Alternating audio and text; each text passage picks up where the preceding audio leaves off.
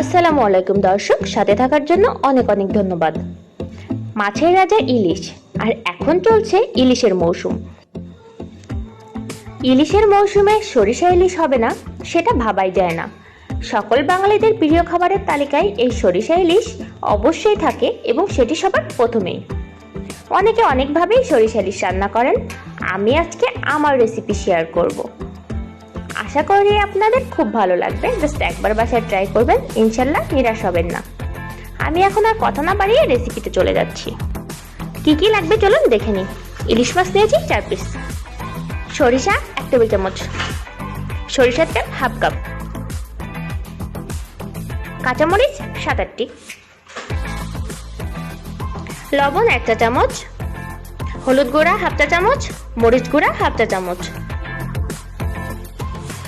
1 table চামচ পরিমাপ সরিষাটাকে আমি ভালোভাবে ধুয়ে পরিষ্কার করে 30 মিনিটের মতো ভিজিয়ে রেখেছিলাম। এখন এটাকে ব্লেন্ডারে পেস্ট করব।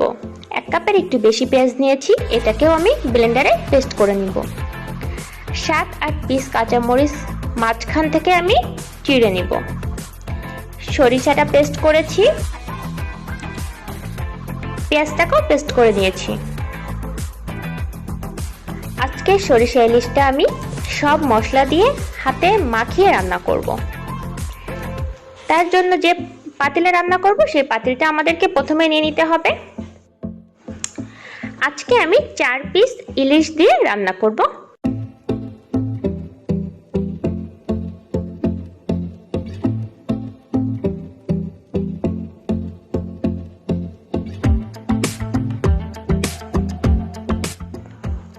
এবার একে একে সব মশলাগুলো দিয়ে দিব। হলুদ দিলাম 1/2 চা চামচ, মরিচের গুঁড়া 1/2 চা চামচ,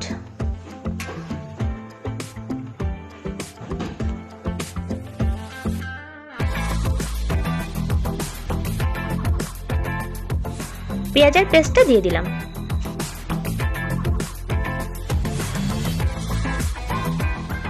এবার সরিষা বাটাটা দিয়ে দিব।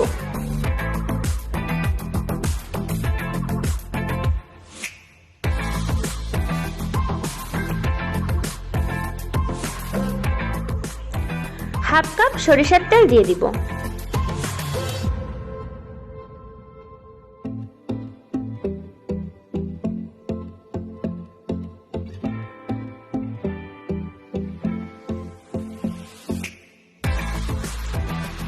এক চা চামচ লবণ দিয়ে দিলাম।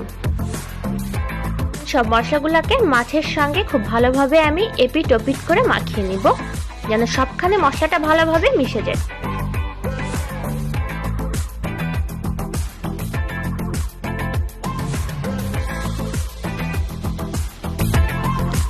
ইলিশ মাছ রান্না করতে খুব বেশি টাইম লাগে না, তাই পানিও অল্প পরিমাপে ব্যবহার করতে হবে। আমি আজকে 1/2 কাপের একটু বেশি পানি দিয়েছি।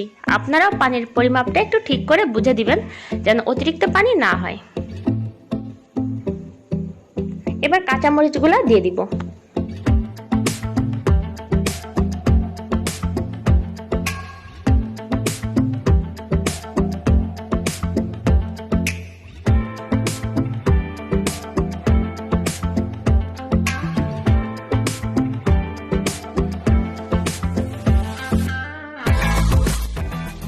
এবার আমি পাতিলটা ঢেকে চুলার মিডিয়াম হিটে রেখে রান্না করব।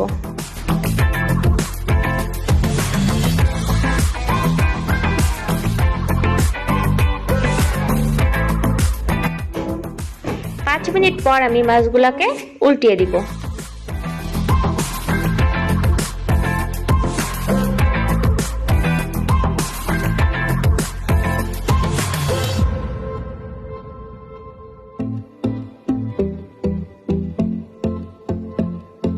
কিছু কাঁচামরিচ দিয়ে দিব ফ্লেভারের জন্য।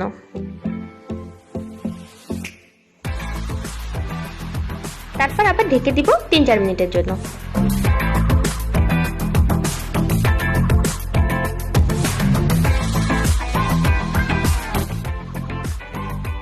আমার সরিষা ইলিশটা রেডি হয়ে গেল। এখন পরিবেশনের পালা। আপনারা আপনাদের পছন্দ মতো ভাবে সাজিয়ে পরিবেশন করবেন। আমার রেসিপিটি বাসায় ট্রাই করবেন। এবং আমাকে কমেন্টসে জানাবেন কেমন লাগলো। যদি আমার ভিডিওটি ভালো লাগে তাহলে অবশ্যই সাবস্ক্রাইব করবেন, লাইক এবং শেয়ার করতে ভুলবেন না। আল্লাহ হাফেজ।